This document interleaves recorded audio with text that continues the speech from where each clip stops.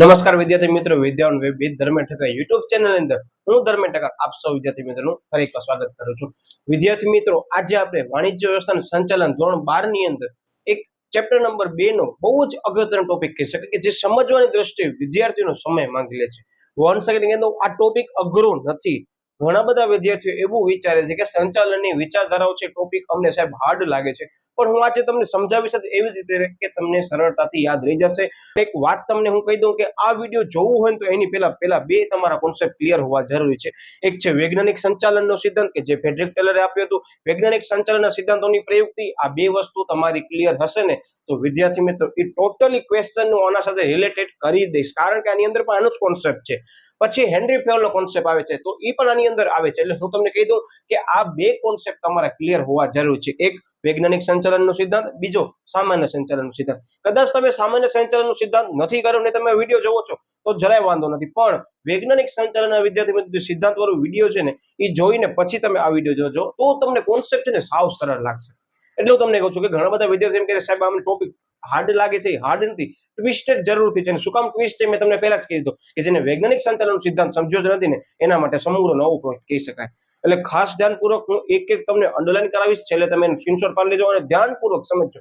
અત્યારે તમને ચોપડી ન લેવી તો સાઈડમાં રાખી દો, કારણ કે વળી પાછું મેં તમને એક નવી રીતે આની અંદર સમજાવવાનો પ્રયત્ન કર્યો છે કે જેની અંદર તમને ખૂબ જ સરળતાથી યાદ રહી જશે. હવે તમને કીધું કે જનરલી પ્રશ્ન 3 માર્ક અથવા 2 માર્ક ની અંદર પૂછાઈ શકે, અને જો 1 માર્ક ની અંદર પ્રશ્ન પૂછવો હોય તો સંચાલનની કોઈ પણ વિચારધારાની અંદર રહેલા વ્યક્તિઓના નામ અથવા આંકડાકીય માહિતી અથવા તો એનો અર્થ પૂછાઈ શકે છે. એટલે 1 સેકન્ડ કહી દઉં છું તમને કે આ પ્રશ્ન અગત્યનો તો છે જ, અને બોર્ડની અંદર તમે જોઈ શકો છો કે માર્ચ 2022 ની અંદર આનામાંથી 3 ગુણનો પ્રશ્ન પૂછવામાં આવ્યો છે. જે વિચારધારા છે ખાલી સેપરેટલી પૂછવામાં આવે છે, અને વિદ્યાર્થી મિત્રો તમે નોટ ડાઉન કરજો કે આ જે વિચારધારાઓ છે ને લખવાની દ્રષ્ટિએ તમારો પેપરની અંદર ખૂબ જ સરળતાથી ટાઈમ બચાવી શકે એવો પ્રશ્ન છે. એટલે ખાસ ધ્યાનપૂર્વક આપણે પ્રશ્ન કરવાનું છે. એટલે સ્કીપ કરવાના હો ને તો હવે ભૂલી જજો. આ વિડીયો જોઈ પછી તમે ડિસાઈડ કરજો કે આ પ્રશ્ન સ્કીપ કરાય કે ન કરાય. એટલે ખાસ ધ્યાનપૂર્વક સમજો છેલ્લે સુધી. ઓકે, હવે છે સંચાલનની વિચારધારાઓ. જનરલી મેં તમને પહેલા જ કીધું કે આનામાંથી કોઈ પણ એક વિચારધારા પૂછી શકે. સંપૂર્ણ વિચારધારા પૂછાય તો શાળાકીય ધોરણે 5 માર્ક્સ ની અંદર પૂછાઈ શકે, પણ સંભાવના ખૂબ ઓછી છે મારી દ્રષ્ટિએ. ઓકે, શું કે જાવે તો સૌથી પહેલી વિચારધારા છે પ્રશિષ્ટ વિચારધારા. પછી બીજી વિચારધારા છે એનું નામ છે નવ પ્રશિષ્ટ વિચારધારા.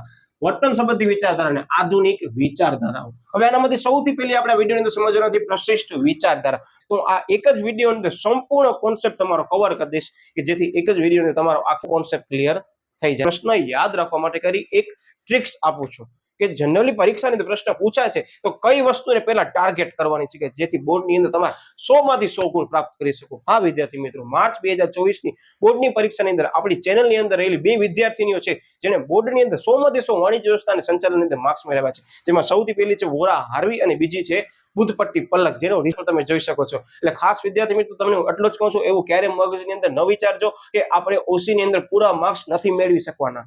આ રિયલ કેસ તમને કહું છું કે ઓસી ની અંદર પૂરેપૂરા માર્ક્સ લઈ આવી શકાય છે, ફાઇનલ છે. એટલે ખાસ ધ્યાનપૂર્વક તમે શરૂઆતથી મહેનત કરશો તમે પૂરેપૂરા માર્ક્સ મેળવી શકશો. અને ઘણા બધા વિદ્યાર્થીઓ અબોવ ધ 90 માર્ક્સ પણ આવ્યા છે ઓસી ની અંદર, તો ખૂબ જ સારી બાબત કહેવાય કે તમે પૂરેપૂરા ગુણ મેળવવાની ટ્રાય કરો છો. તમારો વિદ્યાર્થી મિત્રો A1 છે ને એ સરળતાથી સિક્યોર થઈ જશે.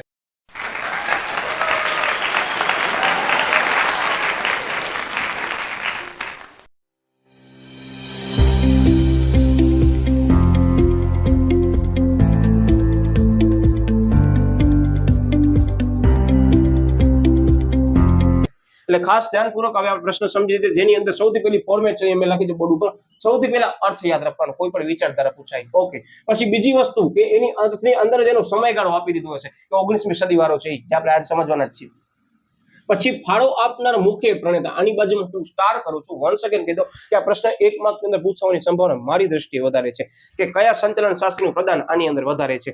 એ તમને હું સરળતાથી યાદ આજે રખાવી દેવાનો છું. ઓકે, પછી આવશે એની મુખ્ય બાબતો કે કઈ એવી બાબતો હતી કે જેની અંદર મુખ્યત્વે ભાગ ભજવી હતી. અને હજી એક પોઈન્ટ લાગુ છું કે જે અમુકમાં દેખાશે મર્યાદા. એ કોઈ પણ એક વિચારધારાની મર્યાદા હશે ને તો બીજી વિચારધારાનો ઉદ્ભવ કરતી હશે. કેવી રીતે તો આજે આપણે સમજવાના છીએ. પછી આના પછી જે વિડીયો મૂકીશ તમે એની અંદર નોટિસ કરજો કે એ પાછી મર્યાદા રિપીટ થાય છે. એટલે ખાસ ધ્યાનપૂર્વક જોજો. અત્યારે ચોપડીની સાઈડમાં મૂકી દેજો. ઓકે, હવે સૌથી પહેલા આવે છે પ્રશિષ્ટ વિચારધારા, જેને ઇંગ્લિશની અંદર થોટ્સ ઓફ ક્લાસિકલ થિયરી તરીકે ઓળખવામાં આવે છે. આ હું ઇંગ્લિશ શું કામ તમને કહું છું ખબર છે વિદ્યાર્થી? વન્સ અગેન આ ટોપિક ભવિષ્યમાં તમને ભણવામાં આવવાનો જ છે. તમે કોઈ પણ કોમર્સની ડિગ્રી કરશો, ઇવન એડમિનિસ્ટ્રેટિવ જે પણ ડિગ્રી કરો છો ને એમાં રિપીટ થવાની છે. એટલે તમે સમજી શકો છો કે આ મુદ્દાને આપણે સરળતાથી એટલે જ યાદ રાખવા માટે કરીને વિડીયો અપલોડ કર્યો છે કે તમને પાછળ પણ કામ આવે. અને જે વિદ્યાર્થી અત્યારે કોલેજમાં બેઠે બેઠે જોતો હશે એને ખ્યાલ હશે કે આ બધી વસ્તુ ફરીથી રિપીટ પણ થાય છે. એટલે ખાસ ધ્યાનપૂર્વક સમજો. હવે આની અંદર અર્થ આવે છે તો શું કહે છે અંદર કે 19મી સદીના અંત સુધી જે વિચારધારાઓ રજૂ થઈ તેને કઈ વિચારધારા તરીકે ઓળખવામાં આવે છે? તો કે પ્રશિષ્ટ વિચારધારા તરીકે ઓળખવામાં આવે છે. એક મુદ્દો તમારો થઈ ગયો અહીંયા ક્લિયર. ઓકે, હવે બીજા નંબરનો મુદ્દો એમ કહે છે કે આ વિચારધારાની અંદર મુખ્ય પ્રણેતા કોણ હતા? હવે આ મેં જે પ્રણેતા તમને આપ્યા છે ને એવી રીતે આપ્યા છે કે એક માર્કની અંદર આવશે ને તો તમને સરળતાથી યાદ રહી જશે. જો અહીંયા તમે જોઈ શકો છો, સૌથી પહેલા મેં લખ્યો છે એફ અને ટી. તમે કહેશો સાહેબ એફ અને ટી એટલે શું? તો એનો મતલબ છે ફ્રેડરિક ટેલર. ફ્રેડરિક ટેલર કોણ હતા? તો કે વૈજ્ઞાનિક સંચાલનના પિતા હતા. હવે તમને ખબર પડી ને સ્ટાર્ટિંગમાં જે કીધું કે વૈજ્ઞાનિક સંચાલનના સિદ્ધાંતો તમે સમજ્યા હશે ને તો આ મુદ્દો તમને ખબર પડશે કે આ કોણ છે વ્યક્તિ. એટલે હવે તમે જે સમજીને આવ્યા છે વિદ્યાર્થીઓ એને ખબર પડી ગઈ હશે કે હા સાહેબ આમાં વૈજ્ઞાનિક સંચાલન સિદ્ધાંતનો ક્યાંક ને ક્યાંક ઉલ્લેખ કરવામાં આવ્યો છે. તો હા, એ તમારી વાત સાચી છે પૂરેપૂરી. આની અંદર વૈજ્ઞાનિક સંચાલન સિદ્ધાંતોનો પણ ઉલ્લેખ કરવામાં આવ્યો છે, પણ શોર્ટમાં કરવામાં આવે છે. ઓકે, પછી બીજો વ્યક્તિ છે HF, જેનું તમને ખ્યાલ હશે નામ શું છે? તો કે હેનરી ફેવલ. તો કે કોણ હતા હેનરી ફેવલ? એક માર્કનો પ્રશ્ન. તો યાદ રાખજો, હેનરી ફેવલ હતા સામાન્ય સંચાલનના પિતા. અને જે ફ્રેડરિક ટેલર હતા એ વન સેકન્ડ કીધું કોણ હતા? તો કે વૈજ્ઞાનિક સંચાલનના પિતા હતા જે બેથલહેમ સ્ટીલ કંપનીની અંદર કામ કરતા હતા. હવે યાદ આવે છે થોડી ઘણી પ્રસ્તાવના? બસ આપણે એ વસ્તુને ખાસ ધ્યાનમાં રાખવાની છે. ઓકે, પછી આવે છે MW. સાહેબ આ MW અમને કેમ યાદ રાખવાનું? તો યાદ રહી જશે, મેક્સ વેબર. ક્લિયર? પછી આવે છે GB. હવે GB એટલે આપણી ગીગાબાઇટ આવે છે એ નહીં હો, GB એટલે ગિલબર્ટ. આ યાદ રહી જશે ઘણા બધા વિદ્યાર્થીઓને, સાવ સરળ છે. એટલે જ મેં અહીંયા જોઈ શકો તમે કેવી રીતે લખ્યા છે. અને HG આવે છે. હવે GB અને HG બે સિક્વન્સમાં જ છે, બરાબર? G પછી શું આવે સાહેબ? H આવે. અને પછી G નો મતલબ શું થશે તમને કહી દઉં છું અત્યારે. HG એટલે henry Gantt. One second repeat કરી દઉં. FT એટલે ફ્રેડરિક ટેલર, HF એટલે હેનરી ફેવલ, MW એટલે મેક્સ વેબર, GB એટલે ગિલબર્ટ, HG એટલે હેનરી ગેન્ટ. હવે તમારા મુદ્દા થઈ ગયા અહીંયા નામ ક્લિયર. બે મુદ્દા આપણે કરીએ. સૌથી પહેલા એનો અર્થ, બીજો એની અંદર સમાવેશ થતા જે પણ સંચાલન શાસ્ત્રીઓ હતા, પ્રણેતા હતા એ. ઓકે, હવે નવો પ્રશ્ન મળી જોજો બોલો. તમને ટિક માર્ક કરીને આપું છું. જે પ્રશ્ન કેવો જોજો, ટ્વિસ્ટ છે ને બોર્ડમાં પૂછાય છે કે ખૂબ જ મહત્વનો ફાળો આપનાર વ્યક્તિ કોણ હતો? કોનામાં? તો કે પ્રશિષ્ટ વિચારધારાની અંદર. તો જોઈ લો, મેં સિક્વન્સમાં સૌથી પહેલો શું લખ્યો છે અહીંયા? સાહેબ તમે લખ્યો છે FT. એટલે યાદ રાખજો કે ખૂબ જ મહત્વનો ફાળો ભજવનાર તમામ સંચાલન શાસ્ત્રીમાં સૌથી પહેલો કોણ હતો ખબર છે વ્યક્તિ? એ હતો ફ્રેડરિક ટેલર. એટલે જોઈ લો, તો કીધું છે કે ફ્રેડરિક ટેલર છે એને ખૂબ જ મહત્વનો ફાળો ભજવ્યો હતો. અને પરીક્ષાની અંદર આ પ્રશ્ન એક માર્કમાં પૂછાઈ શકે છે, જ્યાં ઘણા બધા વિદ્યાર્થીઓ કન્ફ્યુઝ થાય. શું કામ ખબર છે? કે આ એક જ વિચારધારાની અંદર ઘણા બધા વ્યક્તિઓ આવી ગયા છે. અને પરીક્ષાની અંદર પૂછાય તો બધા વિદ્યાર્થીઓ શું લાગે ખબર છે? અરે આમાં તો હેનરી ગેન્ટ પણ હતા, ગિલબર્ટ પણ હતા, ફ્રેડરિક ટેલર પણ હતા અને હેનરી ફેવલ પણ હતા. તો હવે પ્રશ્નમાં કયો હું નીચે ઓપ્શન ટીક કરું? બધા આપી દીધા હશે. તો શબ્દ નોટ ડાઉન કરજો. કોણ હતા? તો કે મહત્વનો પ્રદાન આપ્યું હોય એવું લખેલું હોય અથવા મહત્વનો ફાળો આપ્યો હોય તો એની અંદર કોણ આવશે? સૌથી પહેલા વ્યક્તિ યાદ રાખજો, એની અંદર આવશે ફ્રેડરિક ટેલર. અને કાઉન્સમાં પણ તમને કીધું કે ફ્રેડરિક ટેલરે કઈ રીતે પ્રદાન આપ્યું હતું. તે લોકો કીધું જ છે ચોપડીમાં કે વૈજ્ઞાનિક સંચાલનના સિદ્ધાંતોને રજૂ કરતા અથવા વૈજ્ઞાનિક સંચાલનના અભિગમોને રજૂ કર્યા હતા, જેની અંદર વિવિધ પ્રયુક્તિઓ વિશે ચર્ચા કરવામાં આવે. વૈજ્ઞાનિક સંચાલનની જે પ્રયુક્તિ હતી, સમય નિરીક્ષણ, થાક નિરીક્ષણ, ગતિ નિરીક્ષણ, ભિન્ન વેતનની પદ્ધતિ, યાદ આવે છે? કોને આપી હતી? તો એ આપી હતી ફ્રેડરિક ટેલર. એને ચોખ્ખું કીધું હતું કે જે પણ આપણા એકમ અંદર કામ કરે છે કર્મચારીઓને એમને એમની શક્તિ મુજબ વેતન આપો. કર્મચારી સારું કામ કરે છે એને વધારે વેતન આપો. તેને ધ્યાનમાં લઈશું હતું વૈજ્ઞાનિક સંચાલન સિદ્ધાંતો એને આપ્યા હતા. વન સેકન્ડ કહી દઉં કે આ પ્રશ્નની અંદર વૈજ્ઞાનિક સંચાલનનો સિદ્ધાંત, સામાન્ય સંચાલન સિદ્ધાંત અને અમલદારશાહી પદ્ધતિ ત્રણેયનો કોમ્બિનેશન કર્યું છે. એટલે એમ કહી શકાય કે આ પ્રશ્ન એક નથી, એક પ્રશ્નની અંદર ત્રણ કોન્સેપ્ટ કવર કર્યા છે. એટલે ધ્યાનપૂર્વક આ પ્રશ્ન છેલ્લા દિવસે કરીને જજો. Okay, yes. હવે શું કહે છે કે વ્યવસ્થા તંત્રમાં વિશિષ્ટીકરણ, ઉત્તેજક વેતન પ્રથા, જવાબદારી અને કાર્યની વહેંચણીને કોણે આપી હતી? તો કે એ આપી હતી ફ્રેડરિક ટેલરે. વૈજ્ઞાનિક સંચાલનના સિદ્ધાંતોની અંદર કઈ બાબતો રજૂ કરી હતી ને એની સમજૂતી આ મુદ્દામાં કવર કરી છે. એટલે તમે જોઈ શકો છો મુદ્દા નંબર 1 અર્થ આવશે, મુદ્દા નંબર 2 મુખ્ય પ્રણેતા આવશે, મુદ્દા નંબર 3 સાહેબ ખૂબ જ મહત્વનો ફાળો ભજવનાર વ્યક્તિ આવશે, મુદ્દા નંબર 4 છે શું આવશે? તો કે યાદ રાખજો નોંધપાત્ર ફાળો આપનાર વ્યક્તિ. આ બેને કોમ્બિનેશનમાં તમને લખવું પડશે. કદાચ તમે સેપરેટલી લખો છો તોય પણ વાંધો નથી. જનરલી આ પ્રશ્ન તમને હું કહી દઉં 3 માર્કની અંદર સેપરેટલી આવી શકે છે, જેની અંદર 7 થી 8 મુદ્દા આપણે મેક્સ ટુ મેક્સ લખવાના રહેશે. ઓકે, હવે આની અંદર એમ જ કહે છે કે વ્યવસ્થા તંત્રમાં વિશિષ્ટીકરણ. હવે વિશિષ્ટીકરણ એટલે શું? હું તમને એક્ઝામ્પલ આપું. તમારા કર્મચારી જે નીચે રહેલા છે એને કોમ્પ્યુટર ફિલ્ડની અંદર વધારે ઇન્ટરેસ્ટ છે, એના પાસે આઈટી ની ડિગ્રી છે, તો આપણે એને કયું કામ સોંપવું જોઈએ? આપણે એને મેનેજમેન્ટનું કામ સોંપવું જોઈએ કે ન સોંપવું જોઈએ? વિચાર થવો જોઈએ. તો કે ન સોંપવો જોઈએ. શું કામ? કે એની સ્પેશિયાલિટી જે છે એ શેનામાં છે? તો કે એનામાં સાહેબ એની અંદર આઈટી ફિલ્ડની અંદર છે. તો આપણે શું કરશું? જે વ્યક્તિ જેમાં એમ સમજી લો કે વધારે પડતો કાર્યક્ષમ હશે, વધારે પડતો બુદ્ધિ હશે એની અંદર, એને આપણે કાર્ય સોંપશું, જેને કહેવામાં આવે છે વિશિષ્ટીકરણ. પાછળ આના ઉપર પણ વિસ્તૃત સમજૂતી આપણે લેવાના છીએ, કારણ કે આના ઉપર એક માર્કનો પ્રશ્ન બને છે. એટલે યસ. પછી આવે છે શું? તો કે ઉત્તેજક વેતન પદ્ધતિ, જેની આપણે ઓલરેડી ચર્ચા કરી દીધી છે. શેનામાં? તો કે વૈજ્ઞાનિક સંચાલન સિદ્ધાંતોની પ્રયુક્તિમાં. ઓકે. પછી જવાબદારી અને કાર્યની વહેંચણી. મેં તમને જે કીધું કે જે વ્યક્તિને તમે જવાબદારી સોંપો છો અને જે વ્યક્તિને કાર્યની સોંપણી કરો છો એ કોને ધ્યાનમાં લઈને કરશો? વૈજ્ઞાનિક સંચાલન સિદ્ધાંતોમાં ઓલરેડી પ્રેક્ટિકલી કહી દીધી હતી કે એની બુદ્ધિ અને કાર્યક્ષમતાને ધ્યાનમાં લઈ આપણે બધા કાર્ય કરવાના છે. તો એ વસ્તુ પણ અહીંયા શું થઈ? વન્સ અગેન રિપીટ થઈ. એટલે તમે નોટિસ કર્યો કે વૈજ્ઞાનિક સંચાલન સિદ્ધાંતનો પ્રશ્ન અત્યારે તમને શોર્ટમાં કવર કરાવી દીધો આની અંદર. ક્લિયર? અને ધ્યાનમાં લઈને. યસ. પછી આવે છે નોંધપાત્ર ફાળો. જોઈ લો કેટલા બે વર્ડ અલગ છે, તમે નોટ ડાઉન કર્યો? અહીંયા આ તો મહત્વનો ફાળો, આની અંદર છે નોંધપાત્ર ફાળો.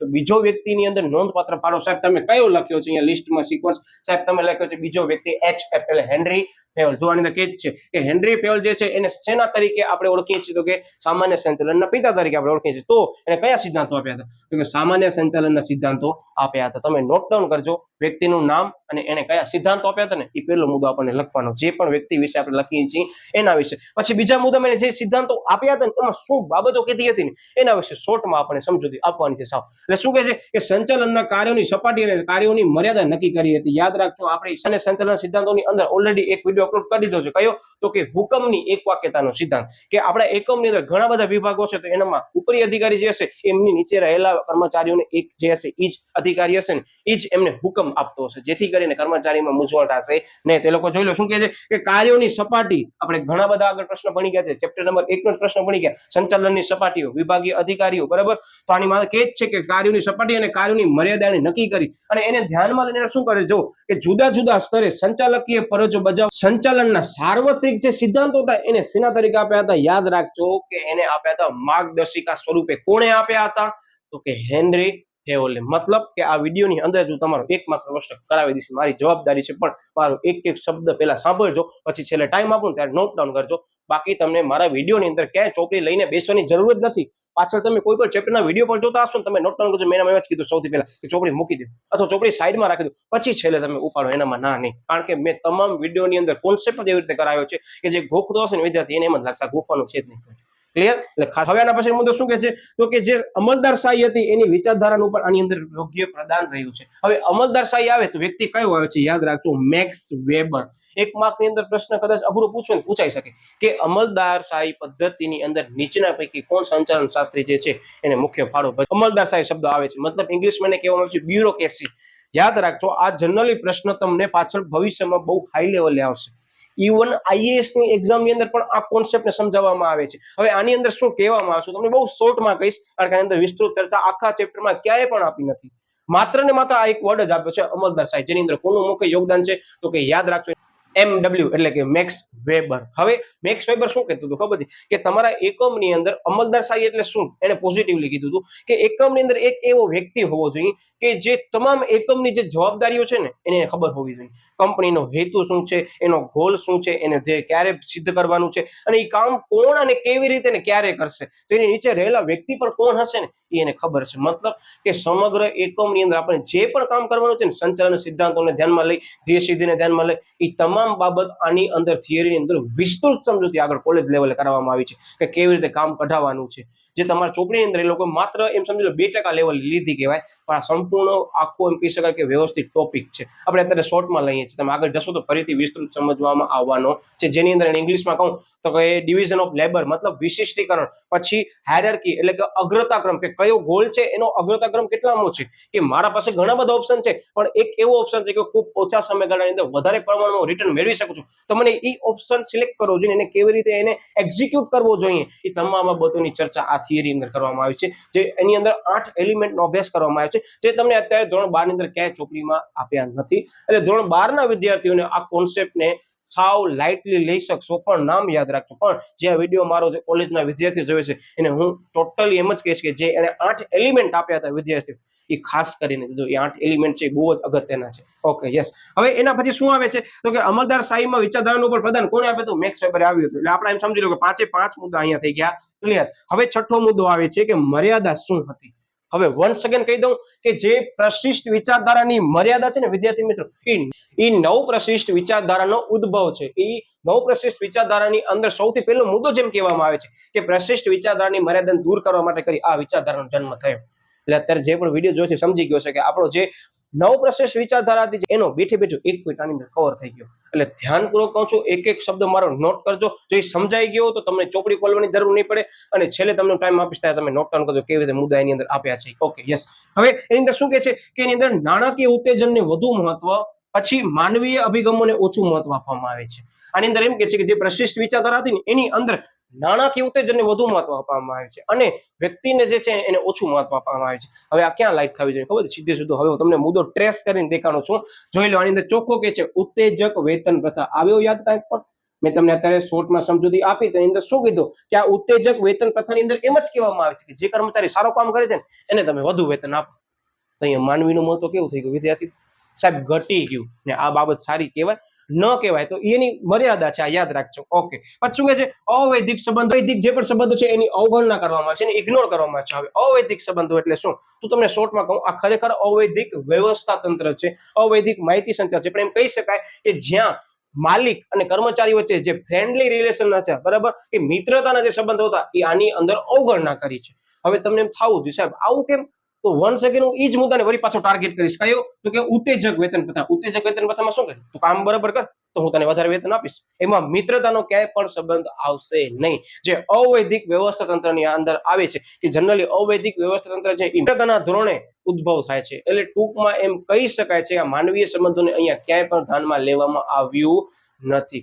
હવે તમે નોટ ડાઉન કરજો કે અહીંયા મુદ્દા મેં 6 લખ્યા છે, પણ તમે કહેશો સાહેબ આની પેટા સમજૂતી વધારે છે તે 3 માર્કને તમને શું કરવું જોઈએ? તો એટલો જ કહીશ કે આ 6 મુદ્દા યાદ રહી જશે ને તો આ બાકીના જે વધારાના 2 મુદ્દા મેં તમને કીધા છે ને એ પણ સરળતાથી યાદ રહી જશે. મારી ગેરંટી છે. પરીક્ષા વખતે ફરીથી આ વિચારધારા છે એકવાર જોઈ લેજો. અને હું વન્સ અગેન કહી દઉં કે જ્યારે પેપરનો લેવલ થોડોક હાઈ કાઢવું હોય ને તો સંચાલનની વિચારધારા પૂછવાની સંભાવના મારી દ્રષ્ટિએ સૌથી વધારે છે. કારણ કે આની અંદર તમે નોટ ડાઉન કરી લો. અત્યારે મેં તમને સમજાવ્યું, તમને ખબર પડી ગઈ કે 2 કોન્સેપ્ટ તો બેઠે બેઠા કવર થઈ ગયા આની અંદર. કયો? તો કે વૈજ્ઞાનિક સંચાલન અને સામાન્ય સંચાલનના સિદ્ધાંતો. મતલબ એ 2 કોન્સેપ્ટ નથી પૂછવાના, આ કોન્સેપ્ટ પૂછે ને તોય પણ એ નાનો પ્રશ્ન તમામ કોન્સેપ્ટ કવર કરી લે એવો છે.